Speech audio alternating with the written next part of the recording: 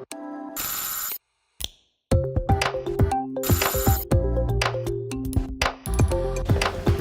so thank you for being here. It's strange to do this kind of talk in English in Italy, but yeah, okay, I will try to keep up with this. So, okay, so this talk is entitled Kubernetes Beyond. And before really starting, I would like to ask you a couple of questions. How many of you are using Kubernetes and are confident with Kubernetes itself? Confident. Well, I mean, they know what Kubernetes does and like the semantics of Kubernetes, replication controller, horizontal scalar code, and blah blah blah. Okay, good. So very few of you. I will try to keep it simple then. Really, because this talk is really about this thing. So going beyond what Kubernetes is designed, at least, is doing out of the box. And who knows me? Knows, of course, that I like to do other things with the tools the community provide me. So, like running VM with Kubernetes and these kind of things.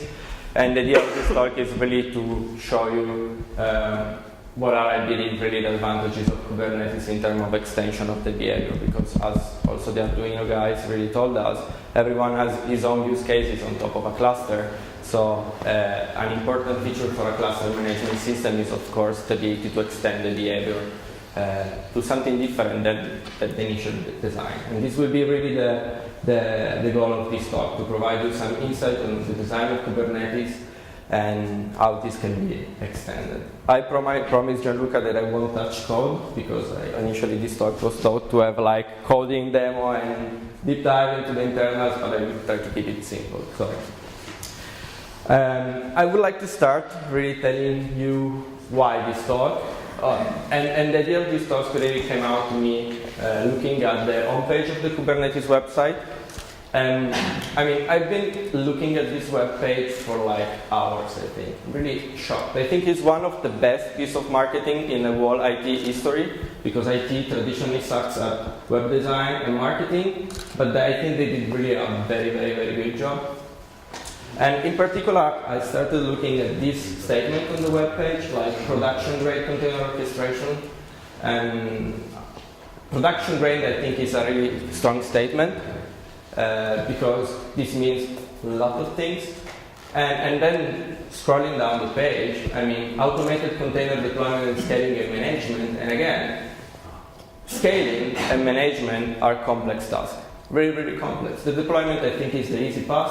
In general, in the IT, solving the compute issue is the easy part. Networking and storage are the most hard problem to solve, and in particular, the scaling.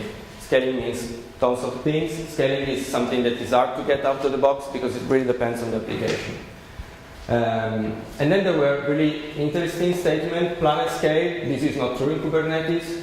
Never outgrow and run anywhere, this might be true, but Planet Scale, for instance, is not. Planet Scale is something that is coming from Borg and Omega, that are the Google project that inspired Kubernetes, but running Kubernetes multi-region is impossible. There is this concept of federation that is still at the early stage. But still, I believe this statement is still valid for Kubernetes, because at least we can see in Kubernetes like the foundation for a planet scale orchestration and these kind of things. What does it mean, production-grade container orchestration in Kubernetes? The idea is that basically Kubernetes is providing a means to abstract the infrastructure in this kind of component, object, container, demo set, deployment. Deployment is what the Arduino guys showed us, application controller, volume. So Kubernetes really aims to provide an abstraction of our infrastructure in object that we state when we configure our application to use Kubernetes. We basically tell that our application requires these kind of things: a volume, a persistent volume, an ingress in order to let the traffic flow in, a deployment so that we can completely automate the rollout of our application. So these are really the tools that we need in order to build our application. And then the idea of Kubernetes is hiding the complexity. But as well, the point is that these tools are not enough. We have stateful services, and again, we have services that require the file system, we have batch jobs, we have tons of things that using a cluster still we want to automate. And my very personal take on Kubernetes is that I believe that Kubernetes is more an orchestration framework than a real off-shelf cluster management tool. And I think the most important, I have a strong background in OpenStack, and OpenStack still is my first love in IT, and I'm still crying because of that, because it was not that perfect. It was really designed with the same principle, then it failed really badly. But I think that Kubernetes is doing a way more better job, because I really believe that it's designed to be flexible and adapt to different application requirements, I think in a practical way, because OpenStack had all the principle in there, but then it was unpractical, the solution, in order to adapt it. So who am I? I'm Andrea Tosatto. I'm a non-DNS expert working for a DNS company, and I'm basically working on the automation of DNS infrastructure in production. And despite being really old and stupid technology, DNS is really quite interesting because of the scaling issue we have there. I don't do Kubernetes. Kubernetes and container doesn't work for network intensive applications, so I don't think about running production scale, telco scale, DNS into a container, but still I have a big passion in orchestration, and Kubernetes is basically my toy project. Okay, what does it mean beyond? Before moving to the deep dive, I really would like to provide you an overview on the way Kubernetes works. So Kubernetes is basically split into components. We have the master and we have the node. The node are the node are the component in Kubernetes and are called minion that are intended to run our application container. While the master is the component that is basically taking care of the orchestration of the whole cluster. So the way Kubernetes actually works is that through our APIs, first of all, Kubernetes is everything but a microservice architecture. Okay, this is the first thing. The API server is a huge single fat service that does multiple things all together. There is no single principal responsibility. There is no principle of single responsibility in Kubernetes, because the API server does basically the API orchestration through the API, but also take care of taking decision, implementing the business logic and multiple things. So it's really not the best practice. It's not something. The architecture of Kubernetes is not something you find in the Martin Fowler books. And the idea is basically that on the master you have three main components. Nowadays there are more components, but the principal one are three. etcd, which is basically the database that is storing all the information on the status of the services. Then we have the API server, and when we quit kubectl, we interact with Kubernetes, we basically issue command to the API server. And then we have in the API server also a watcher, and basically the watcher basically the API server is an observer of the changes of state into the etcd. So that every time something changes in our infrastructure, in our node, the API server is able to react and do something. And then there is a super stupid component. I still wonder why they did it separately, because the API server is doing also the preparation of the job of the scheduler. But there is a separate component that is the scheduler, and basically the scheduler is, the only job of the scheduler is to augment the information we have in etcd about a resource we want to create with the node assignment for that resource. Okay? And then the kubelet, which is basically the control unit, the control agent that is running in each node, is talking with the API server in order to get the information about the task that has to be performed. So what happens is that once a resource, a container, a pod is assigned to nos, there is a gRPC call to the kubelet such that the kubelet starts provisioning that container and inside the node. And then in the node there is also another component that is separated, that is the kube proxy, that basically allows to abstract the network access to the container with tons of IP tables through. And IP tables is the reason why you cannot run UDP application with huge network latency application inside container. And then of course there is runtime, can be Docker, can be whatever else. Any question on the way, the execution model? Okay, this is quite important because now we will talk about the extension point in Kubernetes. And basically we can extend Kubernetes in two ways. One way is basically extend Kubernetes in the southbound interface. That means that we extend Kubernetes in the runtime. So we do something different than container like VM, and we implement something that is interfaced with the kubelet or directly with the API server that is taking care, for instance, of instead of deploying container, deploying VM. Okay, and there are projects that does it. They do such things. I've been trying to do these things for a while, so it's quite interesting because really Kubernetes again define interfaces like the container runtime interface and the container network interface that are basically gRPC interfaces you can hook in and implement your own way to spawn up the services. Okay, and it's really interesting. And that's the container runtime interface, for instance, is something that is used a lot in the community to replace Docker with different container runtime. Rocket, historically by CoreOS, even if the container runtime interface was not yet there at the time, but CRI-O, right now, and other services. And as well, the container networking interface is the interface that is used because the networking on AWS is different by the networking on Google Cloud, and as well, if we are on-premise, we can have different way to do the networking. And there are Flannel, there are Calico, and other networking projects with different properties. But then there is also the northbound interface, and this is what we will talk about. So we can also extend Kubernetes northbound. So define, extend Kubernetes to let Kubernetes be able to orchestrate different resources. These resources will be registered to the API server, so through the kubelet we will be able to perform action on these resources. And then the idea, and this is done through the concept of custom resource definition, that is a native concept in the API of Kubernetes. And then what we need to do, the API server in Kubernetes doesn't know these services, so it's not implementing the business logic to orchestrate these services. It's able to orchestrate persistent volume, it's able to orchestrate deployment, but not our own resources. And so what we need to add basically there in order to orchestrate these resources is basically implement some additional controller. Why would you do it?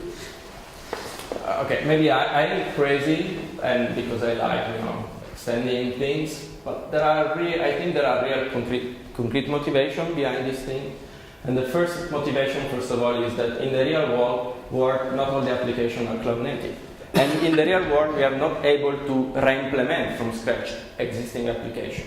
You can do it when you know very well the domain, like the case of Arduino, but you cannot do it in general. And if you want to move to a different architecture, what you do with the as-is? You keep it running until it crashes, and then you find a way to implement it from scratch. How do you do it?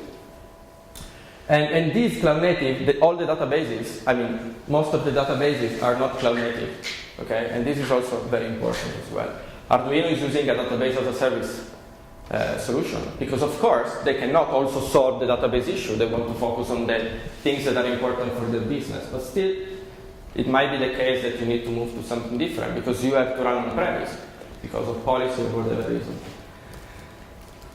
And the other motivation is basically the point that there are applications that require maintenance through their life cycle. And I think it's really important that for some applications, it's very, very important that you decouple the maintenance of this application through the pod container life cycle, which is the deployment. You cannot always do a full new deployment in order to perform some changes in your application. Because sometimes your traffic doesn't let you do it. Sometimes you can't really do it because you have WebSocket or this kind of thing. So you still want to be able to do maintenance in place in the old way, even if your runtime is based on container. And then, okay, the last item is really the fact that you may want to provide additional services on top of your infrastructure, like databases, so abstract the database creation, and provide these as resources to your cluster consumer, monitoring function, the Lambda. What if you want to run Lambda on your own cluster? This is a use case of this kind of thing. So fast function as a service is using basically this extension point in order to work on a cluster. The functions are not something provided out of the box by Kubernetes, but if you don't want the vendor lock-in and you're using Lambda, this thing you need in order to use Kubernetes to avoid the vendor lock-in. And here we start with really the philosophy, and the philosophy is really this pattern that is known as Autopilot pattern that really, it's something quite old. In the IT world is not very new, but the idea of this pattern is basically the following. Who knows better what's the life cycle of an application in production and how to deal with its state transition, because this application needs to run in the long term. Okay. Is the infrastructure or is the application itself? So where is encoded the life cycle of an application? In the application itself, or the requirement for the life cycle management of an application in the application itself or in the infrastructure? Of course, it's in the application. Because when the developer that code the application really knows how this application is intended and designed to be performed to be maintained in production. It's not the operation guy that received this binary and they magically need to know how to do maintenance on this application. If, for instance, there is a split brain situation, how you merge?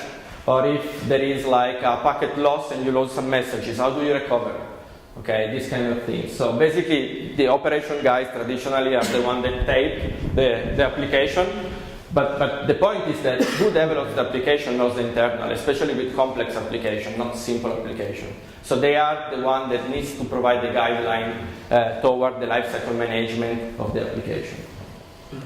And that's basically the idea of the autopilot pattern that is a little bit extreme. And the idea of the autopilot pattern is, okay, this is before DevOps, before everything. So the idea of the autopilot pattern is basically the following. The idea is that the automation and lifecycle management of an application is a responsibility of the application itself. So the developer needs to code the application plus the automation in order to orchestrate this in production.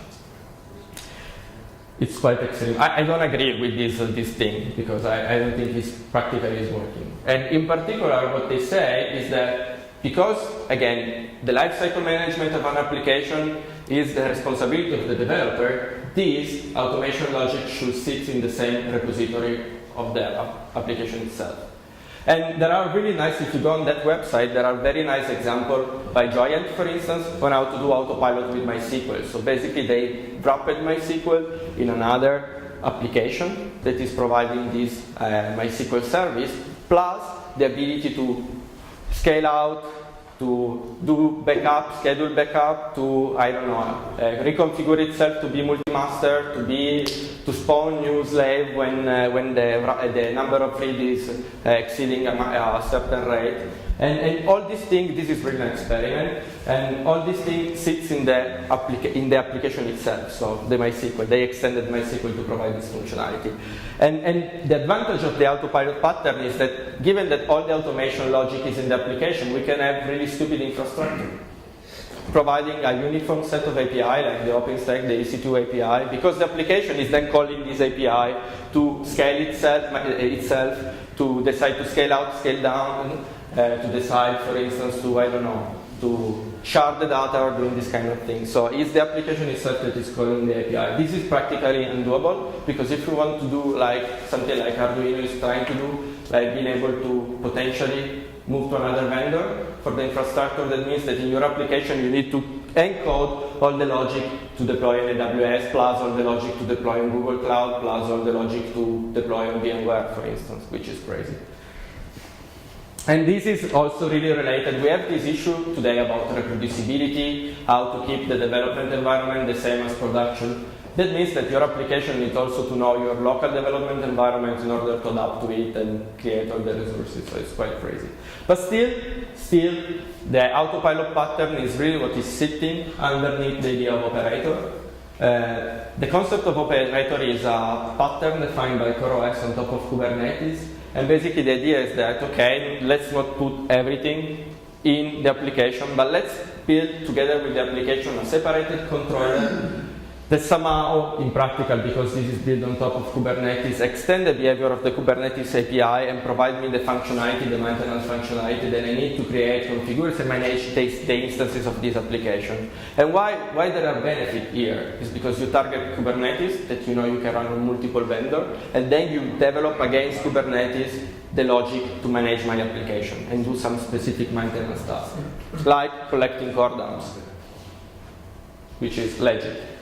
And the idea is basically that it's super simple. The operator is basically the encoding in an application of the human operational knowledge. Okay? When you need to scale a MySQL slave, what do? You usually spin up a new machine, you do, I don't know, unfull MySQL dump, and then you load the MySQL dump, then you set the MySQL slave to slave, you tell the MySQL slave to slave from the master. All these things can be automated.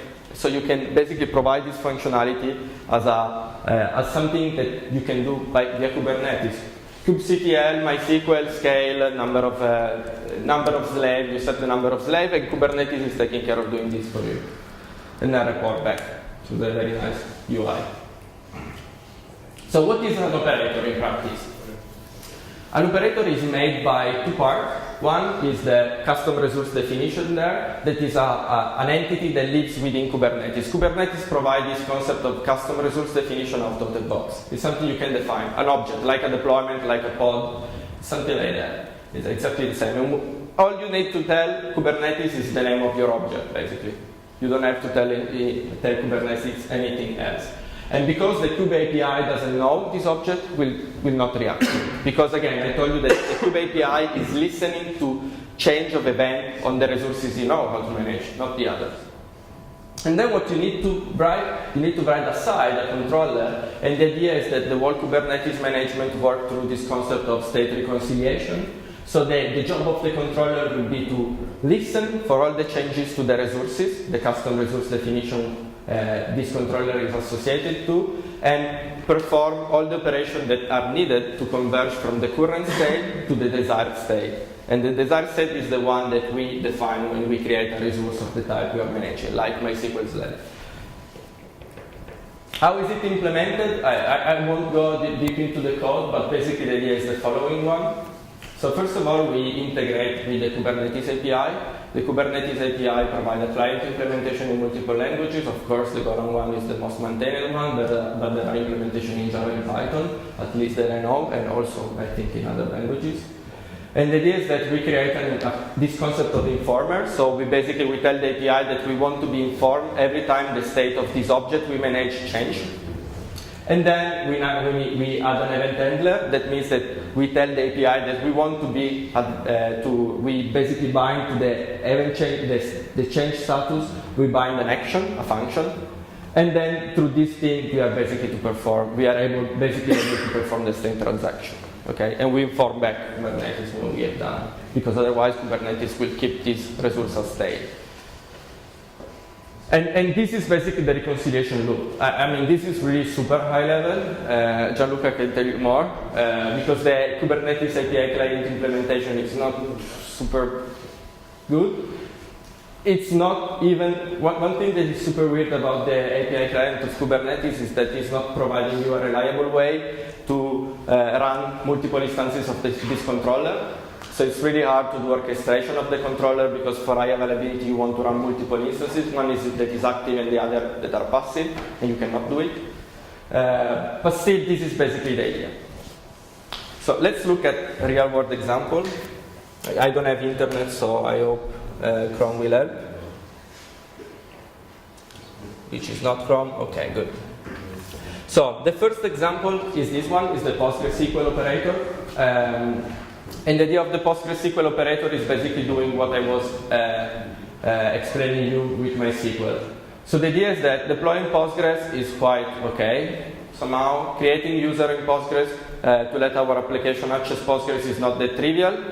And doing replication in Postgres is not that trivial as well. So the idea is really to let's say something like that. I have applications that require Postgres. Let's assume that my application, together with the ingress, can also define the database they need, the Postgres database they need, together with the user. And let's assume I have something that can automatically set this up for my application and provide back as a result an environment variable injected into the pod, such that my application is able to automatically connect to this Postgres. And that's basically the idea of this operator here. So this operator is abstracting both the cluster, the management of the Postgres instances at runtime, so scale out of the slave in order to speed up the read if your application supports retry splitting, and as well as the automated management of the access permission and the database creation plus the maintenance of the database, okay, like backup and this kind of thing. Another example is Kube Manager. We were talking before, how do you manage the certificate expiration into Kubernetes? You can have an operator that is doing this for you automatically. Okay, if you don't have like traffic that is maybe able to do it, I don't know if it's able to do it. Yeah, you can along with yeah, exactly. But if you don't have it, you have Nginx, for instance. What you can do, you can use, for instance, this operator. This operator is leveraging volume in Kubernetes, such that in your Nginx controller, or in your Nginx ingress, what you need to do, you need to mount the volume that this operator creates. And you know that the operator will take care of refreshing the certificate and will issue a signal to the Nginx so that the Nginx can reload. Okay, even if automated reload of Nginx is super weird, because basically you have stale connection, and that's what Luca was taking before. And another thing, this is the Prometheus operator developed by CoreOS, and we talk about monitoring. Prometheus, it's quite okay because automatically is able to discover target using the Kubernetes API. But let's assume that we want to instrument somehow Prometheus to add some endpoint, some scraping endpoint, and this kind of thing. So we might want to define together with our application some metrics that need to be watched, some alert as well in Prometheus, in order to automatically define the alert and manage them as code, infrastructure as code. Have a YAML that define the alert for our application. And this Prometheus operator allows you to basically automate the alert manager in Prometheus. So define together with your application its KPI and its alerting. Okay, so when you deploy your application, you basically also issue command to this Prometheus operator that will take care of consistently update the Prometheus configuration, so that you can receive alert in case, I don't know, your CPU rate is more than 70% or something like that. Okay, this is another real concrete example. And the last one is this one. There is a proposal in the Kubernetes community to add an operator to manage core dump. Because when Kubernetes is quite nice, because when your application basically crashes, Kubernetes is keeping the core dump in a specific directory in the host. But let's assume that you have tons of hosts. How do you collect this? How you get informed when something happened? Like a core dump, you have your monitoring, of course, but then you want to, in a microservices architecture, you never know where is running the application. So you want to provide the operator, instead of SSH to the control node, you want to provide them a way to retrieve and inspect this core dump. So this is, for instance, another example of operator.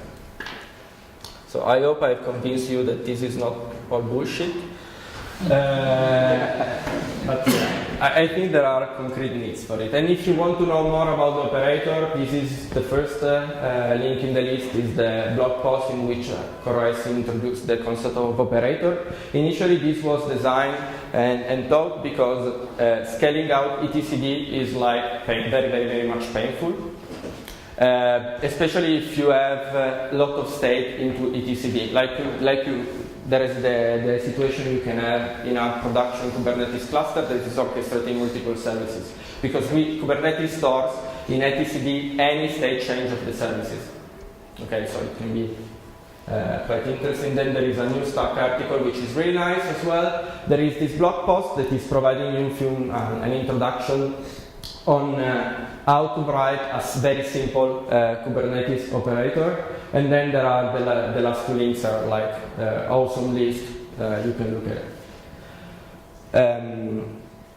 So let's recap. So what I think of Kubernetes is that it's really meant to be easily extended beyond its standard capability. I think it's providing out of the box a reasonable set of features we need if we want to run stateless services, but we need to deal with the fact that we want stateless services, and this is not easy. I truly believe in you when you were telling me, well, getting rid of the file system is really the number one issue, because it's not, I mean, our applications are just not taught that way, because if you think about PHP, I mean, and also the point is super important, is if you don't have the file system, you basically decide that you don't want to cache anything, because you don't have the local cache. You keep everything in RAM.